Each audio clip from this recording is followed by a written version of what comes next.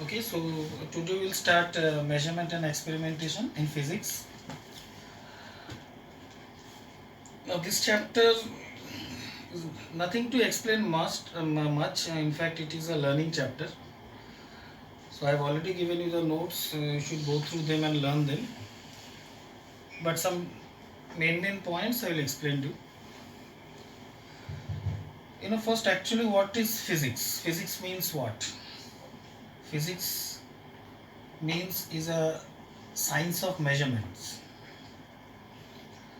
And the whole universe works on measurement. All calculations and all, you see, the rotation of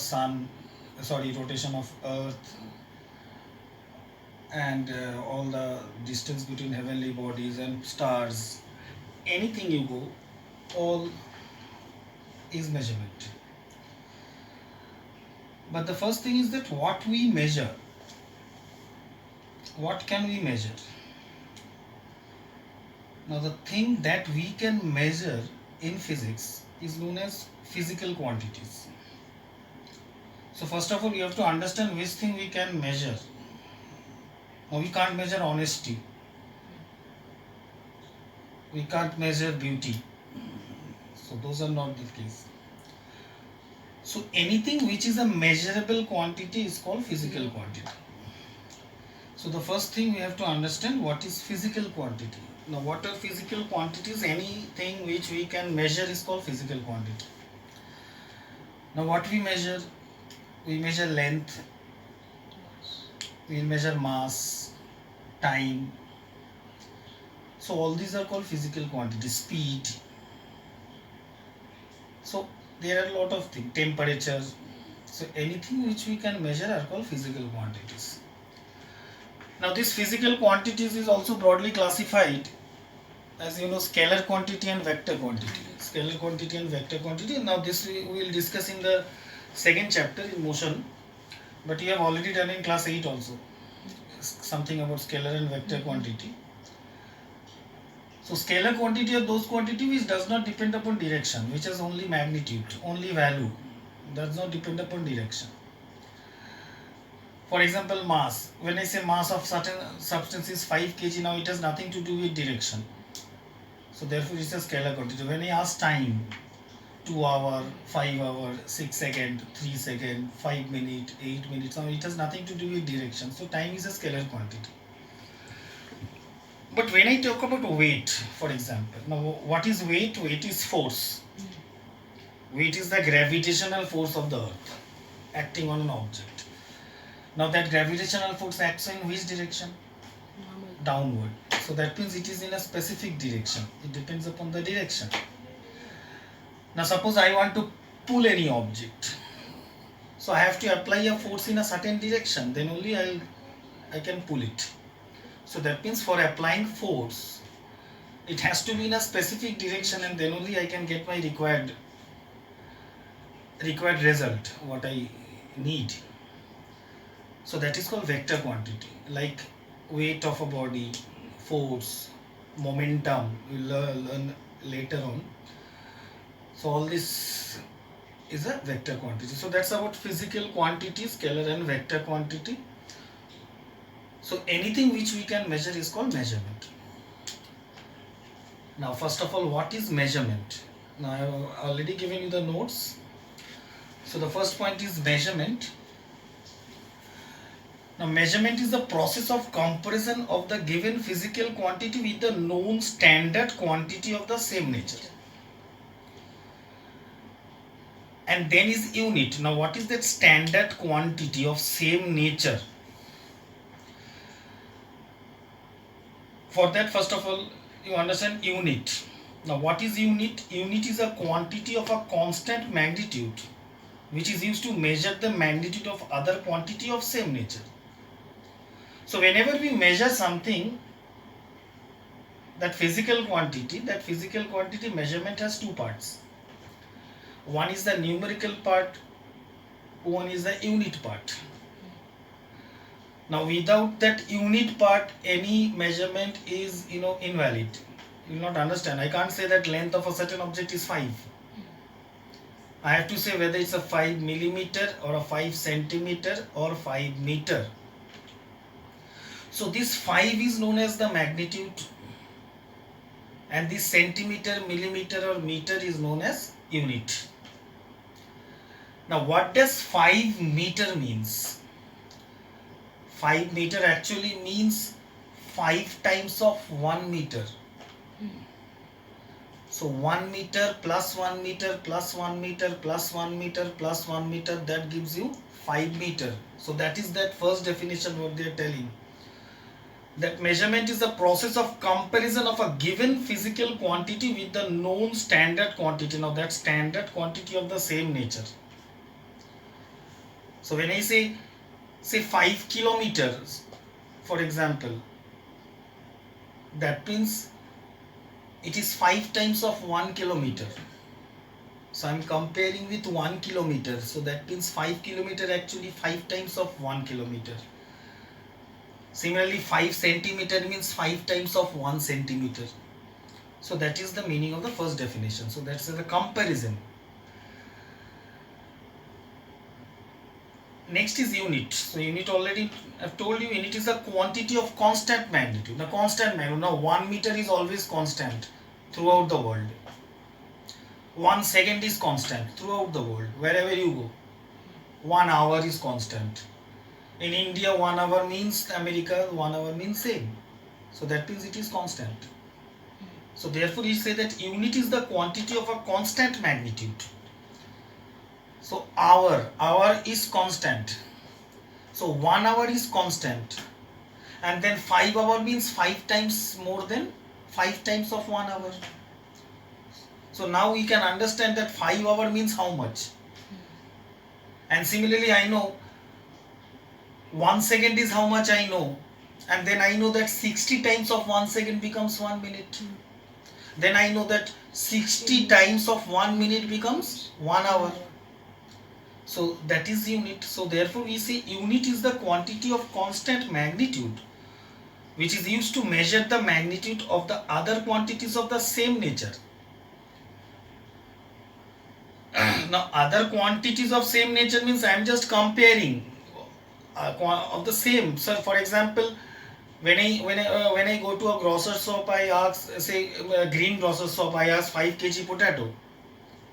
Now what does that green grocer do? The green grocer take a physical balance and then take a 5 kg weight on one pan of the physical balance, in fact the beam balance, and then he compare the potato with that 5 kg, and both is mass. So that's of same nature. That means that's the mass of that weight and the mass of potato. And then as soon as the physical balance comes in equilibrium, then I know that I got 5 kg potato. So on the other pan it is the constant, that 5 kg weight, and on this pan I have 5 kg potato. So that means I am comparing the mass. So when this 5 kg becomes equal to 5 kg, then I got that 5 kg. What, understand? So that is what they told. Unit is the quantity of constant magnitude which is used to measure the magnitude of other quantities of same nature. So that means same nature means mass and mass, length and length. So that is called same nature. And hence we can say that whenever I measure a physical quantity, that physical quantity should have two parts. One is that numerical part and another is that unit part. So both is necessary. Okay. Now choice of unit. Now there are a lot of units, and in a particular physical quantity also we have 2, 3, 4, 5, 6, 7 types of units. For example, unit of length is many. We measure length in micron, in fact micrometer. We measure length in millimeter, in centimeter, in meter, in kilometer, and even light year, bigger units and astronomical units. But we use always a suitable unit for a suitable object. Now, I never measure, when I measure the length of this, say suppose this exercise book, I'll not measure in kilometer or maybe meter. So the best unit possible here is centimeter. So that's the, in fact, the unit should be of convenient size. So that means here my convenient size of measuring the length of this exercise book is centimeter. I can't measure this exercise book in kilometer. So that's not a convenient size. And not even micrometers. That's a very small micrometer. But when I want to know the size of a bacteria, so then in that case bacteria or virus, so in that case we use micrometer. In fact, micron. So that is what they are telling, the unit should be of convenient size. And when I measure the distance from, say, from one state to another state, or one country to another country, we use kilometer. Right? So that's convenient size. And again, when I want to measure the length or find out the length between two heavenly bodies, now in that case kilometer is also become very small. In that case we use light year. So the same thing is for other units also. Time, sometimes we measure in second, sometimes in minute, sometimes in hour. That depends upon the situation. So therefore the first point is told, the unit should be of convenient size. Number 2, it should be possible to define the unit without ambiguity. Now ambiguity actually means confusion. So there should not be any confusion. 1 meter in India means 1 meter, and in America is also 1 meter, the same length. In moon also that 1 meter will be same length. So there should not be any confusion. We can easily define that how much is 1 meter, and that 1 meter is fixed. Similarly, 1 kilometer, centimeter, second, minute, hour. So there should not be any confusion that what is that unit. Now it should not, we should not have any other confusions there. The unit should be reproducible. The unit should be reproducible means we can convert one unit to other unit of same nature. In fact, we could easily convert, and therefore 1 kilometer is 1000 meter, and then 1 meter is 100 centimeter, and 1 centimeter is 10 millimeter. So you see, it is easily reproducible. It's not that 1 meter is 991.86 centimeter. Now if this happens, then it will be confusion. So that means those units are chosen and made in such a way such that there should not be any confusion. It should be easily reproducible from one type to another type. We can easily convert hour to second, second to minute, minute to hour, then kilometer to meter, meter to centimeters. So this type of there should not be any confusion. So that's ambiguity. The unit should be reproducible. The value of unit should not change with space and time. That I've already explained. It should not change from space and time. Space means place. And time means it's not that this year the meter was this much and the next year